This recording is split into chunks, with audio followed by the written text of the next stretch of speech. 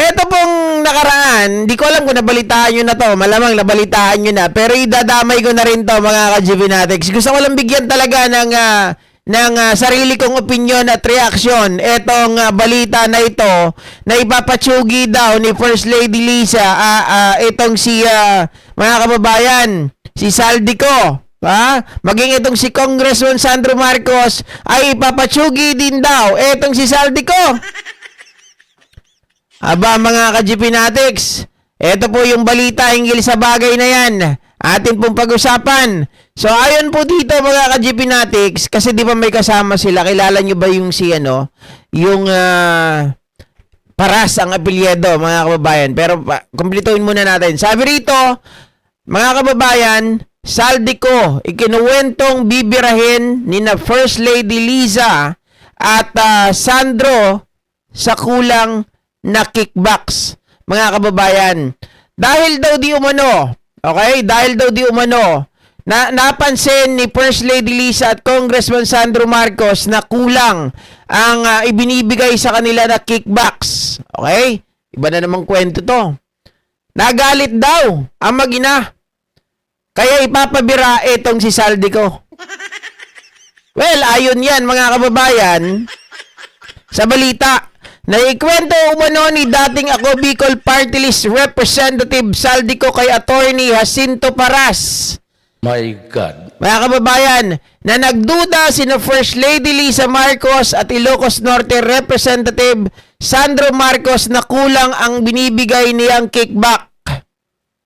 Sa panayam sa programang Kong Radyo ng Abante, sinabi ni Paras na kumpare niya at ninong ng kanyang panganay na anak sa kasal, sina Ko at dating House Speaker Martin Romualdez. Time to time, ito daw ang kwento ni Saldico kay Jacinto Paras or kay Attorney Paras. Mga kababayan, kinuwento ni Saldico ang mga development, and in fact, on one occasion, sinabi ni Saldico, pare, my days are numbered. Mukhang bibirahin na ako nila Liza at Sandro dahil kulang daw yung binibigay ko sa kanila. May napansin ba kayo dito mga ka-GBnatics? Kasi nung nakaraan, si Mike Defensor nakasama din nila. Nung nagpa-interview, nagkanda bulol-bulol. Diba? Kung ano-ano mga pinagsasabi dun kay Guteza. Tapos ngayon naman, itong si Saldico kay Jacinto Paras, mga kababayan, nagkwento daw ito. Hindi kaya ito rin, mga kababayan, yung si Attorney Jacinto Paras din, yung intermediary nitong si Saldico at nitong si Mike Defensor, mga kababayan. Parang naisip ko lang. Pero, yung kanilang paratang, nabibirahin si Saldico ni First Lady at nitong si Congressman Sandro. Saan kaya nanggaling yan? Mga kababayan, paano kaya nila nagawa o naimbento yung kwento na yan? Diba? Live po ba ito? Ay, opo, live po ito. Ma'am Marites Bruce. Live po ito. Live na live po tayo. Ma'am Brenda Barton, good evening. Live na live po tayo ngayon. Ito po ang aking binibenta. Ay, guys, bago tayo pumunta dyan, nga pala malapit na yung bago kong business, mga kababayan, sa dropshipping or affiliation. Sa susunod na mga araw or linggo, inaayos lang yung website. Kapag naayos na yung website, ay ipopromote ko dito yung mga product na ibinibenta ko po, mga kababayan, online. At doon na rin kayo mag-order, doon na rin kayo magbabayad. Ilalagay ko lang dyan sa link natin. Marami kayong doon. Pagpipilian, coffee, yung mga barley, mga pampapayat, mga kababayan, 'di ba? Yung mga pampaputi o pampalakas, yun, yung mga yun. Alright, so balikan natin ito, mga ka-GBnatics, yung sinasabi ni Jacinto Paras. 'Di ba? Dapat ang una mong gagawin kapag ikaw ay naghinala na ipapapatay ka or ipapabira, dapat ang gagawin mo ay magpa-blatter ka. 'Di ba? magpapablatter dapat. Nasaan ang blatter? Diba? Ma'am Gina 31, magpapablatter. Pero nasaan ang blatter? Alam mo na merong may banta sa'yo tapos wala ka man lang ginawang blatter? Mga kababayan? Hindi ba kayo nagtataka? Ito mga DDS, laging may butas ang kanilang mga sinasabi. Lagi na lang, mga kababayan, may flaws. Hindi makakalusot sa husgado. Sino maniniwala, mga kababayan, na ipabibira etong si Saldico ni Congressman Sandro Marcos at ni First Lady Liza? Kasi, kung gugustuhin nila yon, kung talagang gawain nila yon kung gawain nila yon, malamang sa malamang, mga kababayan, hindi ka na nakarating sa ibang bansa. Hindi ka na nakapagtago. Di ba, hindi ka na napunta dyan sa Portugal na sinasabi nitong si DILG Secretary John B. Cremulya. Yung pampalakas. Di ba?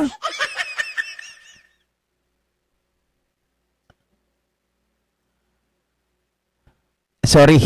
Sir, pwede ba bigyan mo pansin kung ano na ang nangyayari sa kaso ni Marcoleta sa Comelec? Bakit tahimik, walang update?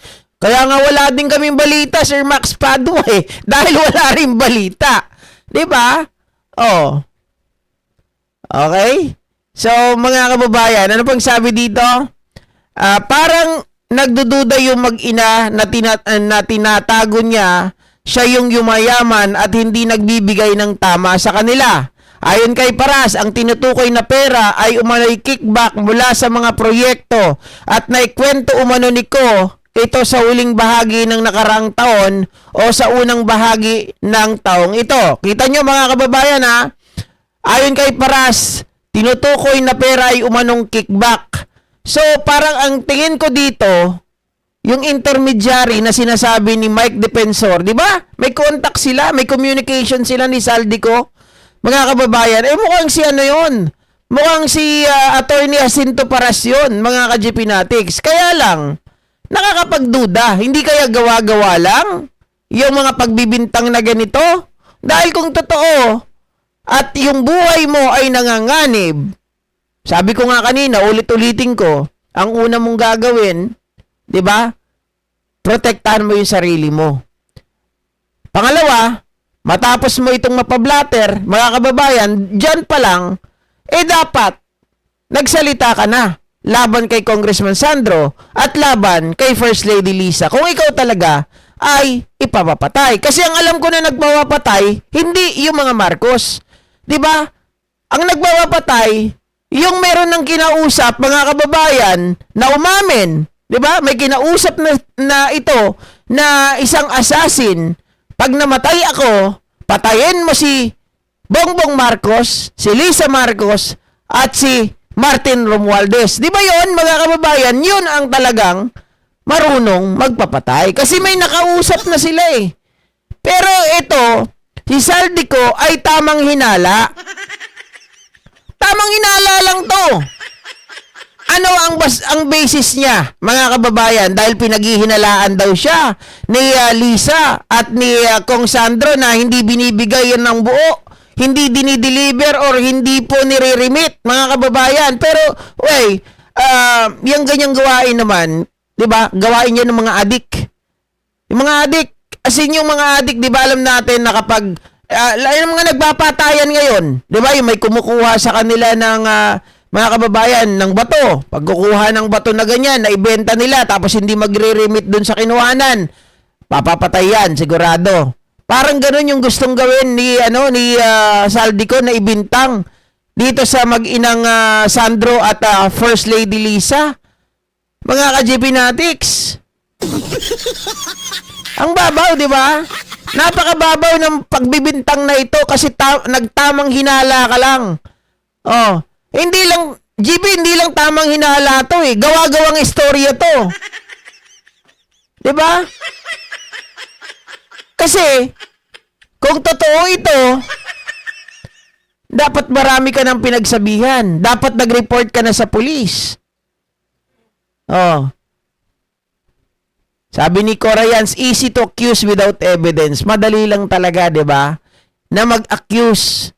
Mag-akusa ka na mag-akusa. Kaya nga sabi, mga kababayan, kapag gusto mong manira ng tao, mabilis lang.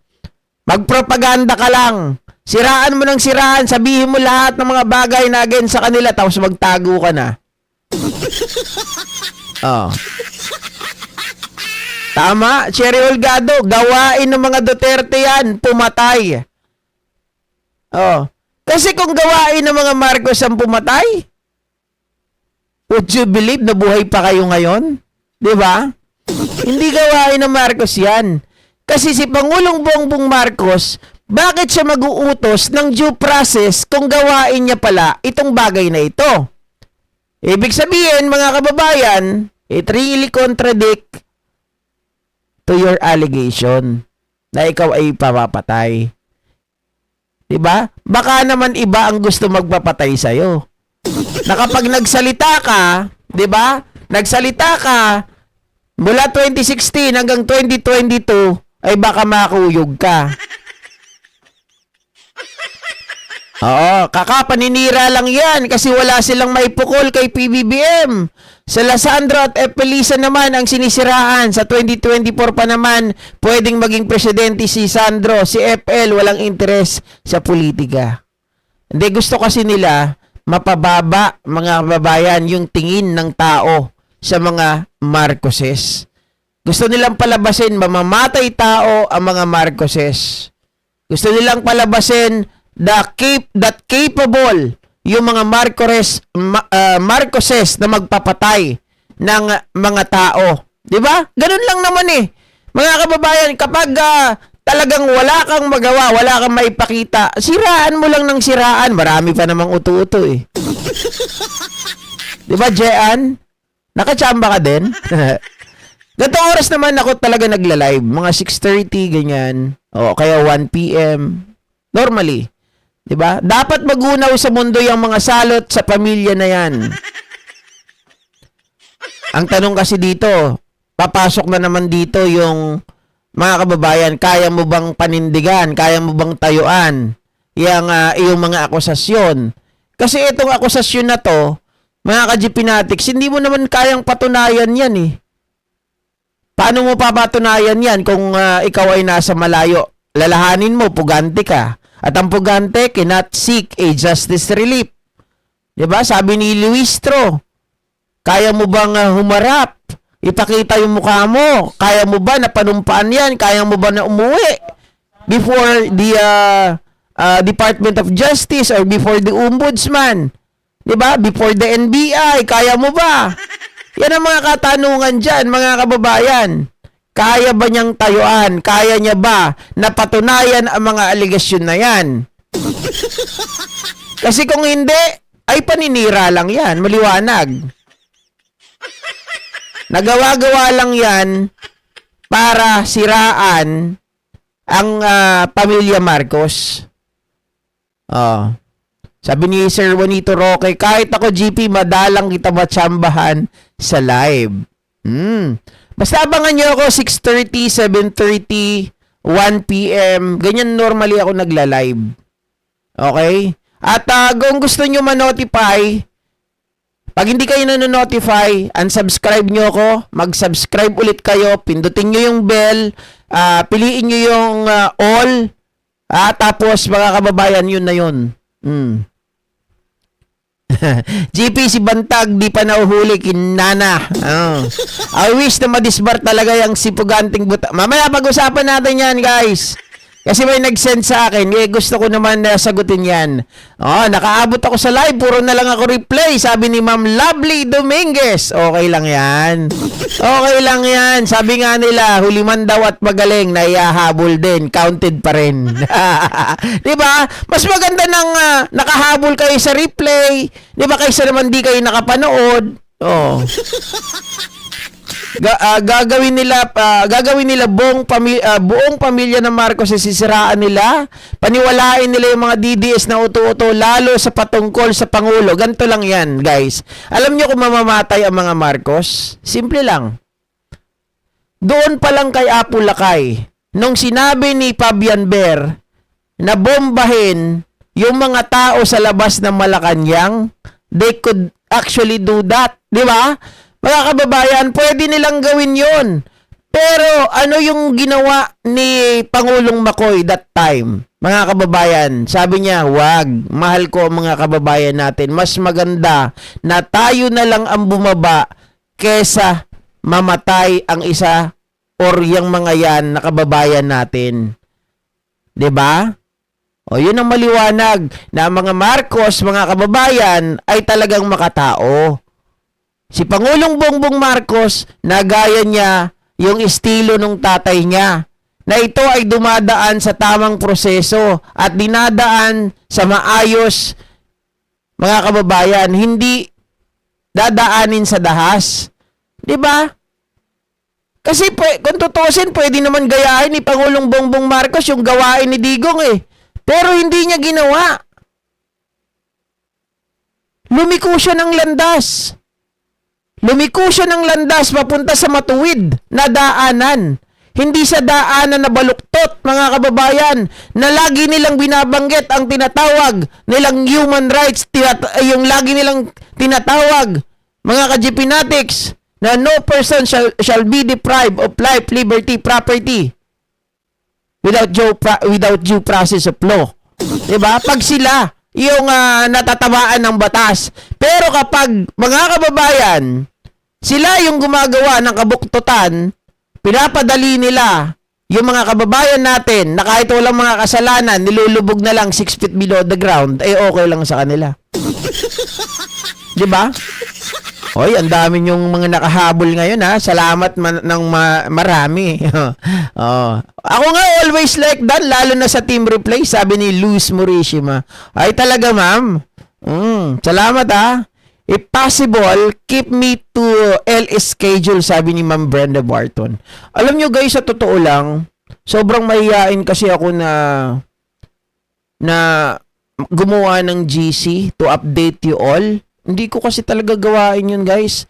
Para kasing, ano yun, mapo-force ko kayo na manood. Ang gusto ko, talagang kusang loob kayo. Pero kung hinihiling nyo naman, na na i-update ko kayo, if possible, sige, okay po. Maraming salamat. Kaya lang mahihain ako, sobrang mahihain talaga ako. Ayaw ko kasi nung na bigyan ko pa kayo ng alalahanin. Diba? Oo. Si Digong ang mamamatay tao, hindi sila kay taliwas sa mga fake news ng mga DDS. Correct. Hi, Saicher. Kalokohan yung pinagsasabi ni Saldi Colocoy kapag nga naman may mangyari sa kanya, ibibintang yan sa mga Marcos. Bopols lang maniniwala sa pinagsasabi. Colocoy, nabwisit.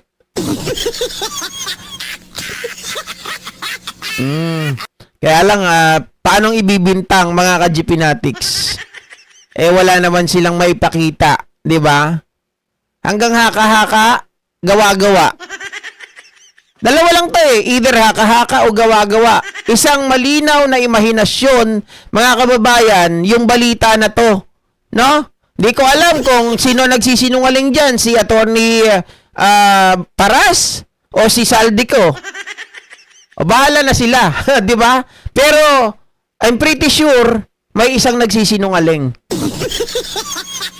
Oo.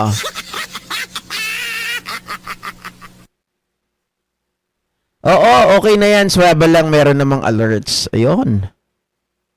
Sana all mahihain si Attorney Go Philippines. Hindi nga, di ba, Mami C? Kayo, hindi ko kayo mini-message na sinasabi, oy, may live pa ako ng ganito, no? Ang nasasabihan ko lang ata dyan dati si Ma'am Leticia Fernando. Yan lang, parang 3 lang yun. Hindi talaga ako, nahihiya kasi ako eh. Baka kasi busy kayo, may ginagawa kayo, di ba? At saka ayaw kong mabasted. Ay, Ma'am Ine, wala kayo sa akin. Ako lang laging pinag-iintay ni GP. Salamat, Ma'am. Di ba? I wanna join sa GC kahit hindi mo i-update ang LS mo. Kwentuhan lang ba, GP? Ma'am Gina, wala nga akong GC. May GC man ako. Alam nyo ang tao doon? Nandun lang ata, hindi ko alam kung nandun pa si Ma'am Brenda Barton, si Ma'am Leticia Fernando. Tapos kami lang yung nag-uusap, dalawa ni Ma'am Leticia. Sabi ni Kabsat, hindi ka yayaman pag di mo kapalan tarupam Kabsat GP. Okay na yung ano. Guys, hindi ko namang gustong yumaman. Di ba? Ang gusto ko lang yung katamtaman. No? Mahirap yung masyadong mayaman. Oh. Ma'am, Sir Yupanyo Palerasyo. Ako nagchat-chat sa iyo, Go Philippines. Oo nga, di ba? Ang Marcoses malayo sa mga Duterte, ang pamilya Duterte, mga maitim ang budhi, pinapalakpakan pa ng mga supporter ng mga DDS. I like the rules of Apple Lakay, especially martial law. Tahimik, marespeto ang mga tao, mura pambilihin, tumataas sahod sa pabrika. Marcos the best only. Babalina, no like. Ay, nako. Yung mga DDS talaga, no, mga kababayan, wala nang ibang masabi. Puro na lang gawang kwento, puro hinala, 'di ba? Naghahalusinasyon ata to, sila atang adik eh.